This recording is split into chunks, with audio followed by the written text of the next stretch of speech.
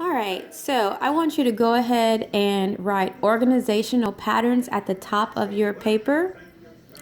Now, I have already previously wrote my notes. I'm just going to uncover it as I talk about it. Okay, so this is organizational patterns for nonfiction text structures. Okay, so the first one I want to discuss is chronological order, which is information organized in the order of time. Okay, and so here is an example that I wrote down. And basically here I drew 3 boxes, and we've got a beginning, the middle, and the end. And in the beginning of a story, I wrote Jack and Jill went up the hill to fetch a pail of water. Then Jack fell down and broke his crown, and in the end, Jill came tumbling after. So when it comes to chronological order, there's always going to be a beginning, a middle, and an end to the order, and they have to go in a specific order to tell the story or the event. Okay? So it's in the order of time. All right? Moving on, we've got cause and effect. This is an action and its results are explained. Okay? And here's an example. Okay, and for my drawing, I just drew like an arrow and then the arrow continuing to show that it's a cause and the effect. So my example is a student did not study, and then the result is the student did poorly on the quiz. Okay, moving on. Okay, then I've got compare and contrast. So here it is explaining how 2 or more things are similar and different.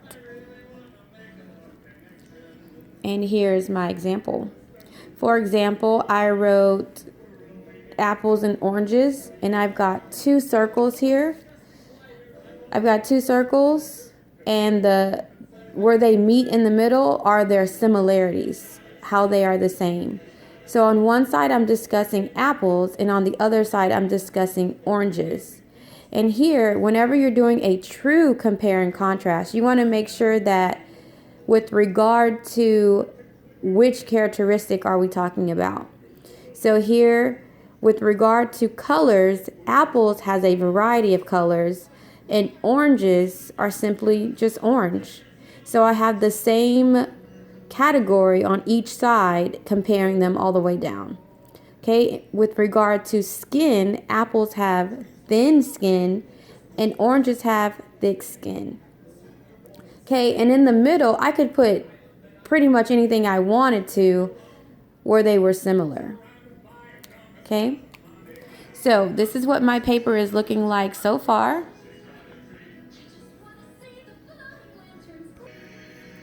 Okay, so our next one is going to be problem and solution.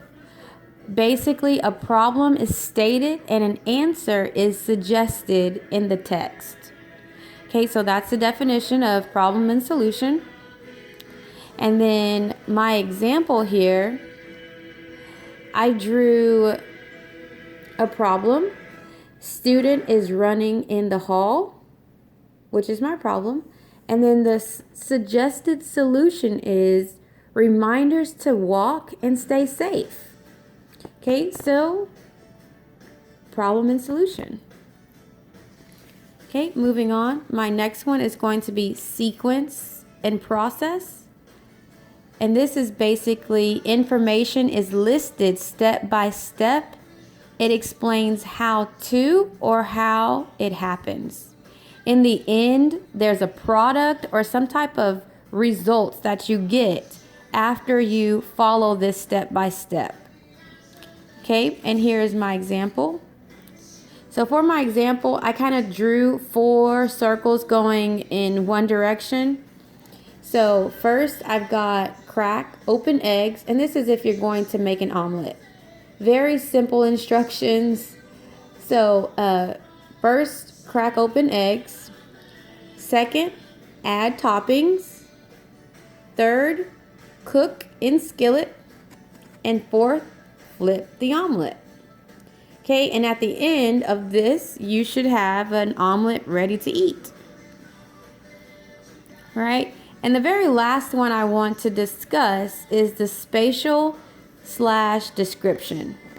So this describes something in order of space. It describes how things look.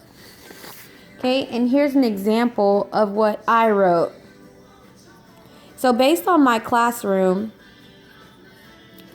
I drew a square, and I'm just going to list some things that, or describe some things that are in my classroom and try to be descriptive about it. So I said it's square shaped. There's a smart board in the front, and the teacher desk on the left front. So with the spatial description, you're basically just giving an in-depth description of what something looks like in regards to the spacing and the format. So this is what my second page looks like. So I used 2 full pages of notes because I wanted to make sure that my pictures were big enough and I got all of my examples down. Okay, and so this is what mine is looking like so far. All right. So this should be in your English section of your notes.